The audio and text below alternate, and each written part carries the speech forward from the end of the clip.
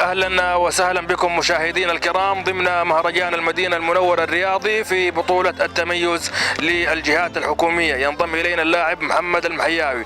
ألف مبروك الفوز، وقدمتوا مستوى رائع جدا خلال هذه المباراة. الله يبارك فيك يا حبيبي، والحمد لله على الفوز.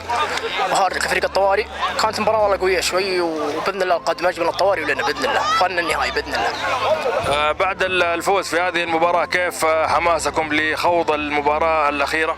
أكيد الحين عدينا الصعب اللي هو نصف النهائي، ونفكر بالنهائي بإذن الله البطولة بإذن الله. بإذن الله. كيف كان استعدادكم لخوض هذه المباراة؟ ما شاء الله قدمتوا مستوى جيد. أكيد والله بدينا من بدري، يمكن من شهر تمارين وانضباط، وما جاء هذا إلا من تعب. اللهم لك الحمد لأن النهائي وباقي خطوة واحدة بس على الكاس. الله يعطيك العافية. كيف تشوف أجواء البطولة بشكل عام؟